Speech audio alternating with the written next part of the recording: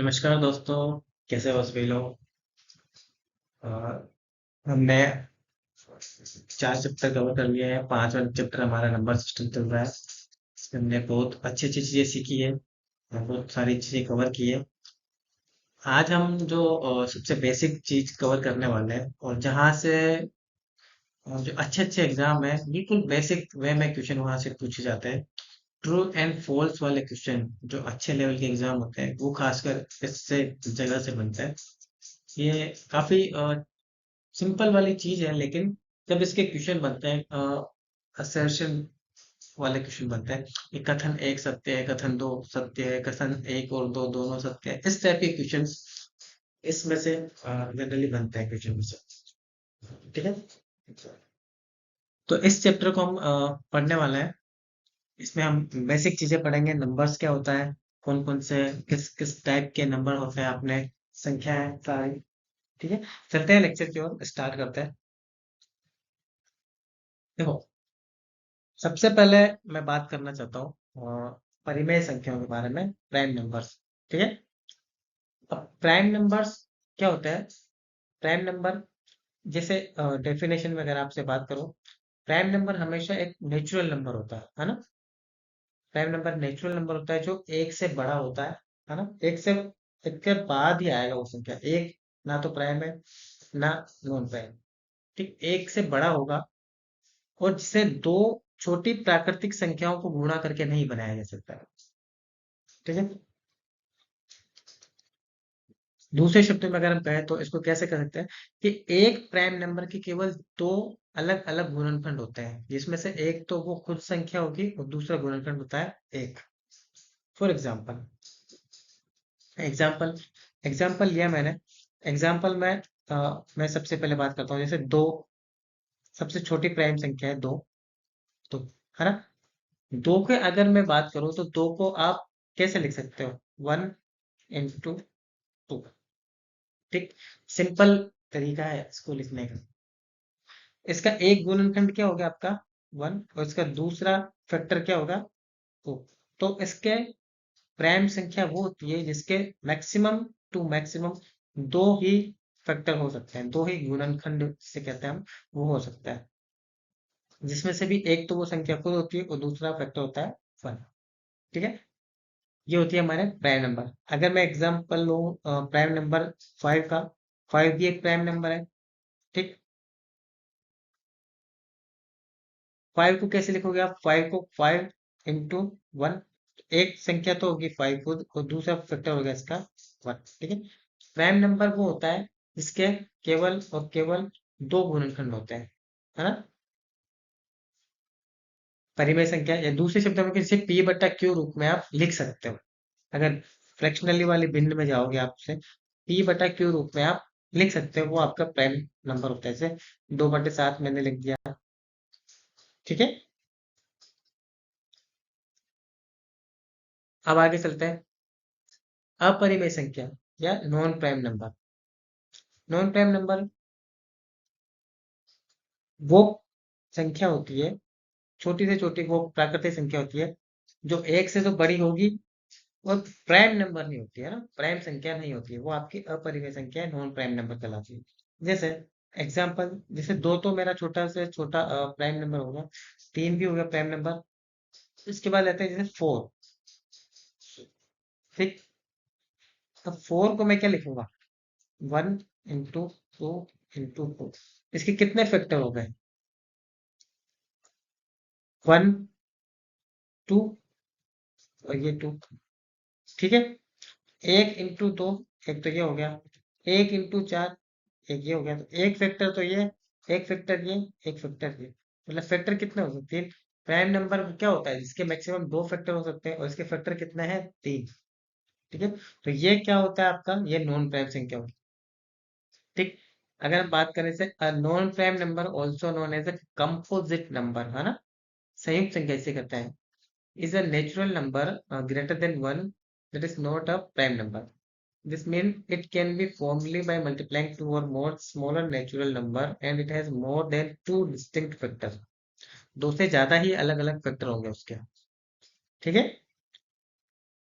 हिंदी में भी आप इसको सिंपल देख सकते हो। संयुक्त कोटि कंपोजिट नंबर होता है, कहा जाता है। प्राकृत संख्या होती है जो एक से बड़ी होती है, वो प्राइम संख्या नहीं होती है ना। इसे दो या अधिक छोटी प्राकृत संख्याओं को गुणा करके बनाया जा सकता है, और इसके दो या अधिक अलग अलग गुणनखंड होते हैं, है ना।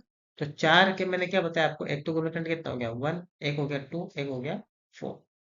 अब देखो एक स्पेशल नोट जो मैंने आपको यहाँ पे बताया हुआ है, एक ना तो प्राइम होती है और ना ही संयुक्त, क्योंकि इसका केवल एक ही गुणनफल होता है, वो खुद होता है 1। अब क्वेश्चन कैसे बनता है, थ्योरेटिकली आपको दे दिया, कथन एक दे दिया कि भाई एक संख्या प्राइम है। दूसरा कथन दे दिया आपको संख्या दो प्राइम नंबर है। तीसरा कथन दे दिया आपको संख्या एक ना तो प्राइम है ना ही नॉन प्राइम संख्या। अब फिर लास्ट में आपको ऑप्शन दे दिया कथन दो व तीन दोनों सत्य है, कथन दो सत्य है, कथन एक सत्य है, कथन दो असत्य है। इस टाइप के क्वेश्चंस आपके यहाँ से इस चैप्टर से बनते हैं। ठीक है, तो आपको समझ में आया प्राइम नंबर क्या होते हैं और नॉन प्राइम नंबर। अब आगे चलते हैं। वास्तविक संख्या है, वास्तविक संख्या मतलब रियल नंबर। रियल नंबर देखो, रियल नंबर एक जनरली मैथ्स में एक एक लाइन बनाई जाती है माइनस इंफिनिटी से प्लस इंफिनिटी के बीच में कहीं जीरो पड़ता है। तो ये जितने भी संख्या है, आप इसको वास्तविकता में देख सकते हो, वो सारी संख्या वास्तविक संख्या होगी, है ना। ये नेगेटिव भी होती है, पॉजिटिव भी होती है, ये भिन्न में भी, फ्रैक्शन में भी होती है, फ्रैक्शन में भी होती है, नॉन फ्रैक्शन में भी होती है। अब माइनस इंफिनिटी से प्लस इंफिनिटी के बीच में है, तो इसमें प्राइम नंबर भी आएंगे, आपके परिमेय संख्या, नॉन प्राइम नंबर भी आएंगे। ठीक है, इसलिए रियल नंबर्स क्या होती है, वो आपके इसमें सारी संख्याएं आई जाती है माइनस इंफिनिटी से प्लस इंफिनिटी के बीच में। इसमें जीरो भी आता है। ठीक है, अब आगे चलते हैं। अगला है हमारा पूर्णांक, जिसे इंटीजर कहते हैं। पूर्ण अंक, पूर्णांक किससे मिलकर बना है, पूर्ण अंक मतलब पूरा नंबर, है ना। पॉइंट में नहीं होना चाहिए बस केवल ये। ठीक है, पूर्ण अंक होना चाहिए, पॉइंट में नहीं होना चाहिए, दशमलव में नहीं होना चाहिए, भिन्न फ्रैक्शन में नहीं होना चाहिए, है ना।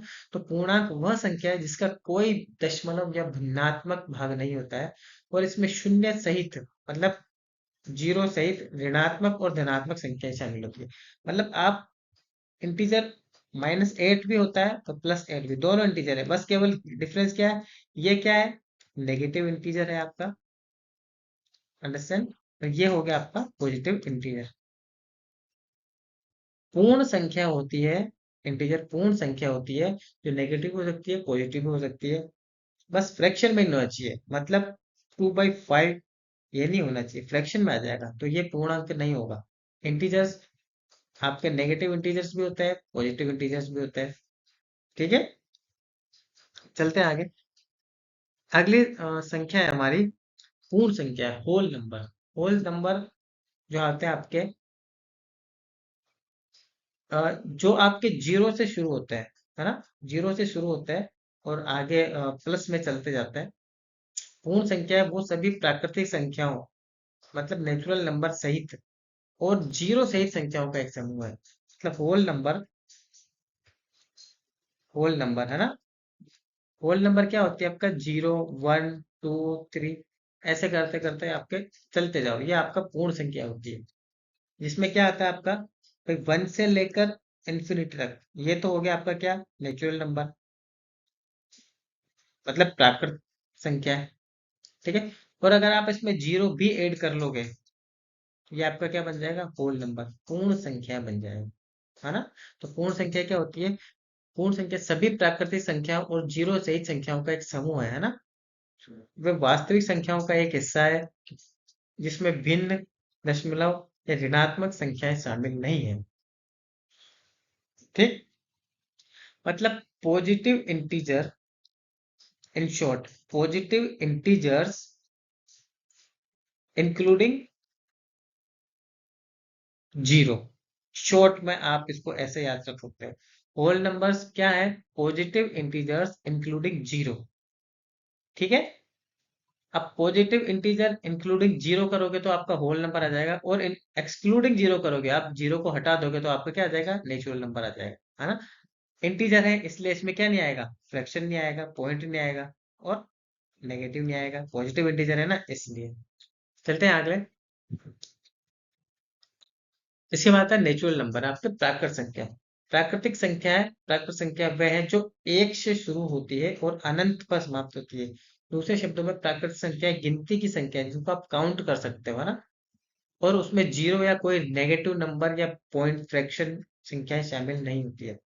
ठीक, क्या बोला आपको, नेगेटिव नंबर्स आर, जो नेचुरल नंबर है वो क्या है आपके, पॉजिटिव इंटीजर है, इन शॉर्ट,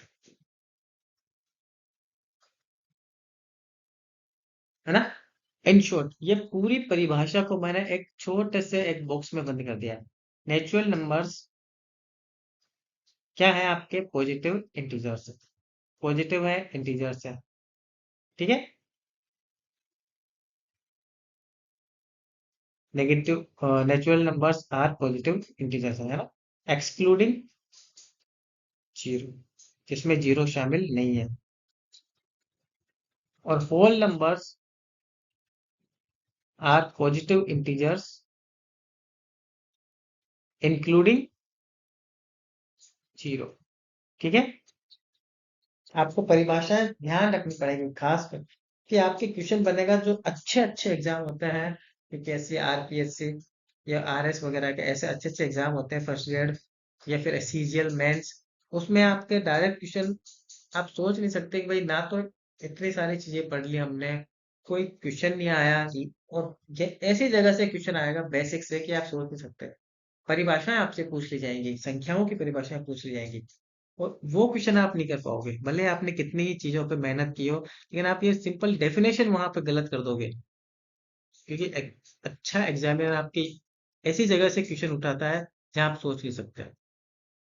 इसलिए बेसिक पकड़ होना आपकी बहुत जरूरी है इन चीजों में, है ना। चलते हैं अगले क्वेश्चन पे। अगले क्या है संख्या, अगली संख्या है हमारी काल्पनिक संख्या, इमेजिनरी नंबर्स। इमेजिनरी नंबर्स वो नंबर्स होते हैं जो आपके ना तो इंटीजर होता है, ना आपके रियल होता है, ठीक है। रियल नंबर नहीं है, मतलब वास्तविक संख्या नहीं है, ना ही इंटीजर है, ना होल नंबर है, ना नेचुरल नंबर है, कुछ नहीं है, मतलब जिसको आप वास्तव में रिप्रेजेंट नहीं कर सकते हो, है ना। आप जिसको वास्तव में नहीं लिख सकते हो, वास्तव में रिप्रेजेंट नहीं कर सकते उसको आप, है ना। जिन संख्याओं का आप वास्तव में रिप्रेजेंट नहीं कर सकते, वो आपकी क्या कहलाती है, इमेजिनरी नंबर्स। इसमें इमेजिनरी नंबर में जो सबसे छोटा बेसिक लिया जाता है नेगेटिव का, वो लिया जाता है माइनस का वन, है ना, वो भी अंडर रूट में। और इस माइनस वन को किसके बराबर बोला जाता है, आई, इट मीन्स आयोटा,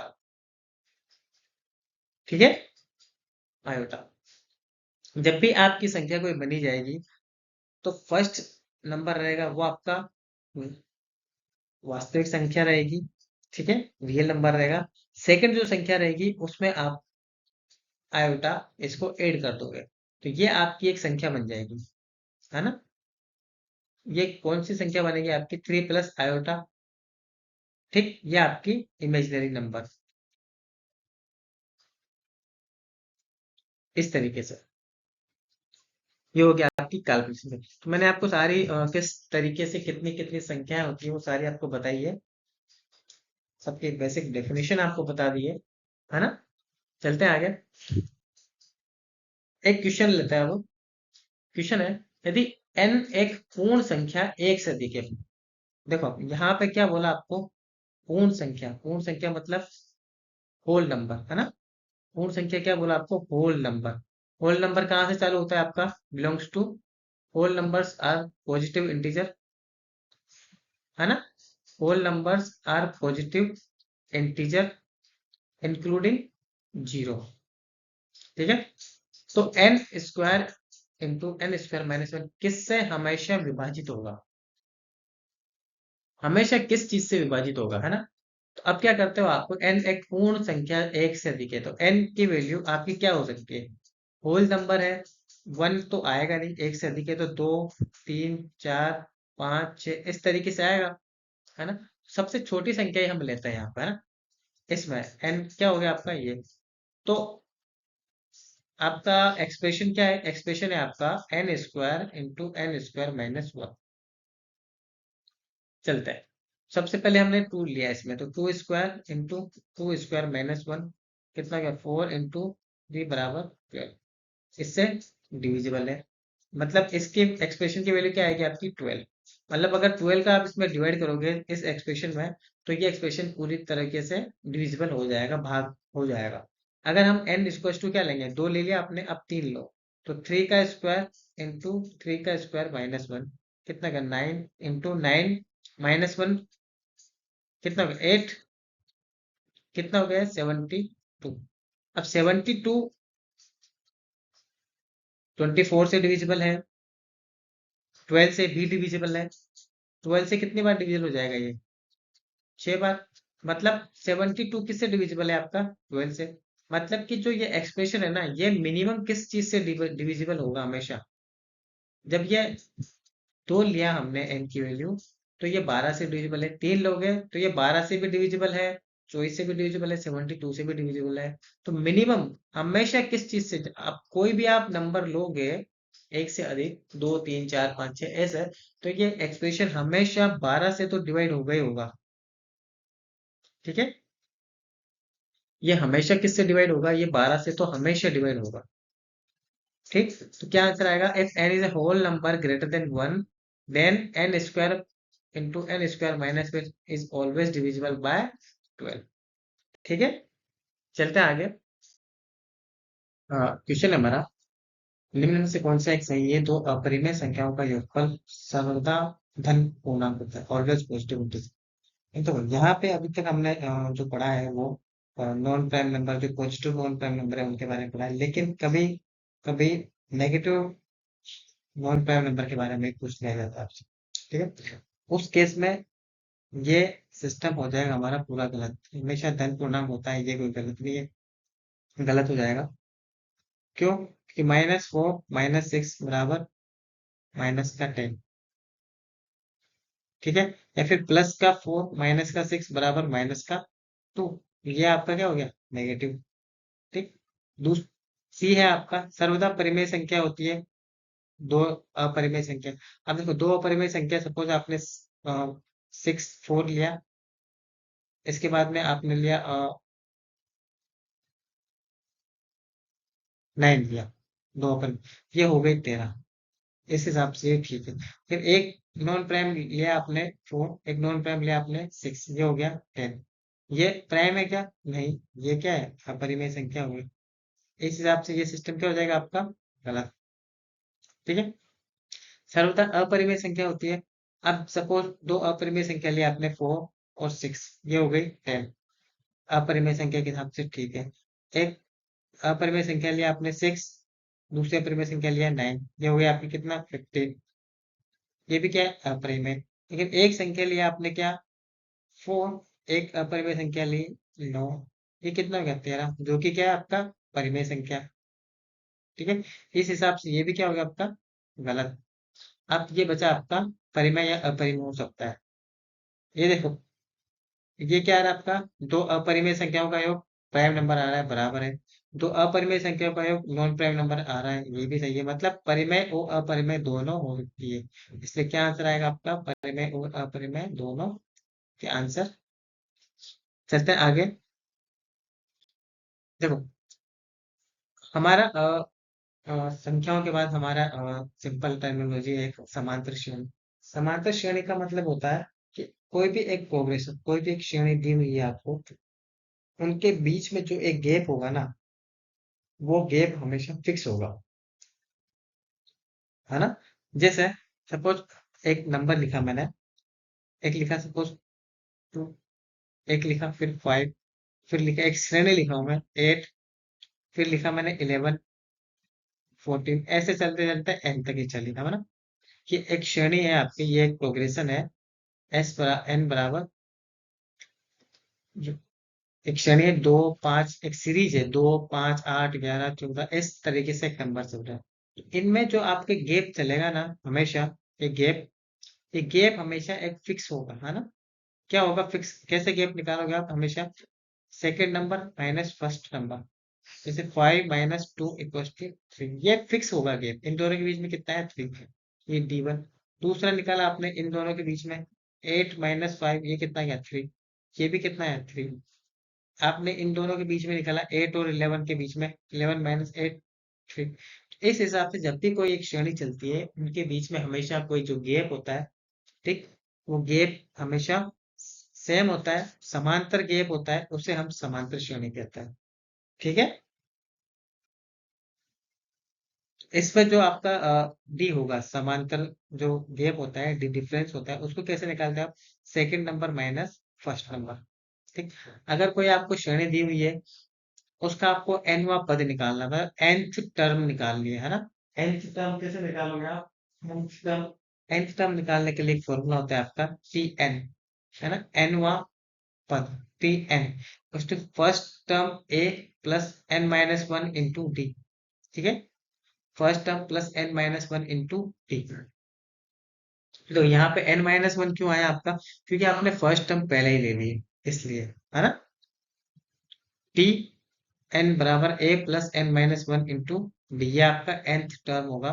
अगर n पदों का योगफल पूछा जाए आपसे, जैसे ये कोई श्रेणी दी हुई है आपको, इसमें n पदों का योगफल पूछा जाए, 12 पदों का, 18 पदों का या 10 पदों का योगफल, तो n/2 bracket 2a plus n - 1 into D. अब इसको आप ऐसे भी लिख सकते हो, जैसे इसको दो टुकड़ों में कर लिया आपने, a plus n - 1 into D. ये चीज क्या हो गई आपकी, nवां पद, मतलब सबसे लास्ट वाला पद। इसको क्या लिख दिया मैंने, l, है ना, a+l, और n/2 a+l, इसको ऐसे भी लिख सकते हैं। ठीक। तो n, कोई समांतर श्रेणी दी है आपको, तो उसका nवां पद क्या होगा आपका, a plus n - 1 into D, और n पदों का योगफल होता है आपका n/2 2a plus n - 1 into D. अगर आपको प्रथम पद दिया है, फर्स्ट टर्म दी है, और लास्ट टर्म आपको दी है, तो उस केस में आपको n पदों का योगफल कैसे निकालोगे आप, n/2 first term plus last term. ठीक है। एक क्वेश्चन देख लेते हैं, इसके बाद चलते हैं आगे। क्वेश्चन है आपका, एक अंकगणित के प्रगति, है ना, एक first term of an AP arithmetic progression is 5। मतलब प्रथम पद क्या है आपका, प्रथम पद समांतर श्रेणी है, एक समांतर श्रेणी है, इसका प्रथम पद, है ना, ए बराबर कितना है आपका 5, और सार्व अंतर मतलब डिफरेंस बराबर कितना है 3। तो इस श्रृंखला का 10वां पद, है ना, T10, nवां पद, n बोले तो 10। कैसे निकालोगे आप, मैंने आपको जस्ट फॉर्मूला बताया, Tn बराबर a plus n - 1 into D. तो t कौन सा, 10वां पद, बराबर a प्रथम पद कितना है 5, प्लस n कितना है आपका 10 -1 इंटू सार्वनुपात 3, सार्वंतर सॉरी। तो फर्स्ट टर्म क्या है 5, प्लस 10 - 1 में, 10 में से एक 9 जाएगा, एक बच जाएगा, तो कितना बचेगा आपका 9 इंटू 3। ये कितना होगा 5 प्लस 27, ये कितना हो गया 33। तो जो ये श्रृंखला चली है आपकी श्रृंखला, इसका nवां पद कितना होगा, प्रथम पद 5 है, चार अनुपात 3 है, तो दूसरा क्या होगा 8, फिर कितना हो जाएगा 11, ऐसे चलता चलता 10वां पद क्या आएगा आपका 33। ठीक है। तो एक समांतर श्रेणी है जिसका प्रथम पद 5 है, सारवंतर इसका 3 है, तो उसका 10वां पद क्या होगा आपका 33। दूसरी श्रेणी है हमारे पास गुणोत्तर श्रेणी। ठीक है, जीपीजी है, हम कहते हैं ज्योमेट्रिक प्रोग्रेशन, है ना, ज्योमेट्रिक प्रोग्रेशन। ये कैसे निकलती है आपकी, इसको कैसे लिखते हो आप, A A R square AR³ suppose AR⁴ है ना, इस तरीके से। इसमें आपको सार मंत्र की जगह सार अनुपात निकालना पड़ेगा। सार अनुपात कैसे निकालोगे आप, सार अनुपात कैसे निकालोगे आप? सार अनुपात निकलेगा आपका सेकंड, है ना, second term divide by first term, है ना। इसमें क्या है, ए आर अपॉन ए, क्या, आर, या फिर ए R square upon A R, क्या बचेगा, आर। तो सार अनुपात क्या आएगा, हमेशा इसमें आएगा सार अनुपात आर, है ना। अब इसमें क्या होता है, एनवा पद है, आपको निकालना है ना, nth टर्म का फॉर्मूला क्या होता है आपका, ए एन, है ना, ए एन। एन की जगह आप 10वां निकालना है, 11वां निकालना है, वो देखो, first term a into are की पावर एन माइनस वन, ठीक है। और एन पदों का योगफल होगा आपका, तो एन पदों का योगफल कैसे निकालोगे आप, S N, sum of N terms equals to A into are की power N minus one upon R minus one. ये उस केस में होता है जब R is greater than one होता है और R not equal to one, क्योंकि वन हो जाएगा तो फिर पूरा ही जीरो हो जाएगा, है ना। इस केस में r should be greater than one, ठीक है। अगर आर आपका लेस देन वन हो, उस केस में ये उल्टा हो जाएगा, क्या होगा, a into one minus are की power N upon one minus, ठीक है। चलते आगे, सम ऑफ इन्फिनिट टर्म्स, अनंत पदों का योगफल, वो कैसे निकालोगे आप, एस इन्फिनिटी बराबर A upon simple one minus R, और कुछ नहीं। गुणोत्तर श्रेणी में अन पदों का योगफल होता है आपका एस एन बराबर ए इंटू आर की power N minus one divide by R minus one, जब R is greater than one हो। अगर लेस देन वन हो, A into one minus are की power N upon one minus R. और N पद, अनंत पदों का योगफल कैसे निकालोगे आप, sum of infinity terms, infinite terms equals to S infinity equals to A upon one minus. चलते हैं आगे, देखो, क्वेश्चन है हमारा, find the sum of first five terms of a geometric progression, ठीक। श्रेणी है आपकी eight four, eight four two, ऐसा ऐसा, है ना। फर्स्ट फाइव टर्म्स का निकालना है आपको, तो इसमें सबसे पहले आप क्या निकालोगे, प्रथम पद क्या है आपका, फर्स्ट टर्म ए बराबर आठ, सार पद आर बराबर सेकंड पद अपॉन फर्स्ट टर्म, कितनी हो जाएगी, चार बटे आठ बराबर एक बटा दो। फर्स्ट टर्म है आपका, सार अनुपात है, आपको एन कितना निकालना है आपको, तो पांच टर्म का निकालना है, एन बराबर फाइव तक, तो एस फाइव बराबर ए इंटू ए इंटू, अब देखो यहाँ पे आर क्या है आपका, आर ग्रेटर देन वन है क्या, नहीं, आर क्या है, लेस देन वन है। फॉर्मूला क्या लगा, वन माइनस आर की power N upon one minus r, ठीक है। क्योंकि आर लेस देन वन है, आर कितना है आपका, वन अपॉन टू। यहाँ पे फर्स्ट टर्म क्या लिखे आपने, एट, वन माइनस आर कितना है, वन बाई टू, इसकी पावर कितनी है, five, one minus one by two, ठीक है। ये कितना हो गया, eight, one minus one by two मतलब one upon thirty two, thirty two में से वन गया तो कितना बचा, thirty one upon thirty two divide by one minus one by two इसकस टू वन बाई टू। ये इसको सोल्व किया आपने, तो यहाँ से ये कितने बार कट गया, 16 बार, ये कितना, और आठ से ये कितनी बार कट गया, दो बार, 31 बटा, क्या आंसर आएगा आपका, सिंपल, इधर साइड में लिख लेते हैं आंसर, 31/, ठीक है। तो पहले पांच ज्योमेट्रिक प्रोग्रेशन का आपको सम निकालना है, कैसे निकालोगे आप, simple, 31 upon S n S five बराबर ए इंटू वन माइनस आर की power N upon one minus r. अब इसको काउंटर चेक करना है, अगर आपको तो काउंटर चेक कर सकते हो। तो पहला पद क्या है आपका, दूसरा फोर, फिर टू, फिर वन, ठीक है, फिर वन बाई टू, इसको आप जोड़ा सिंपल आपने, कितना आ जाएगा, ये कितना आएगा, 12 प्लस 2 प्लस एक प्लस हाफ, 12 और 2 14, एक 15 प्लस एक बटे पाँच कितना हो गया, 15 पॉइंट 5। आंसर कितना है आपका यहाँ पे? 15.5। मतलब हमने जो निकाला है वो आंसर आपका सही है। ठीक है, चलिए मिलते हैं नेक्स्ट लेक्चर में। अभी हमारे इसमें नंबर सिस्टम में एक दो टाइप की क्वेश्चन और बाकी है, हम उसको भी पूरा कवर करेंगे। और तब और अच्छे अच्छे क्वेश्चन मैं आपको इसमें लेके आऊंगा। तब तक के लिए आप पढ़ाई कंटिन्यू रखिए। मिलते हैं नेक्स्ट लेक्चर में, तब तक के लिए गुड बाय, टेक केयर।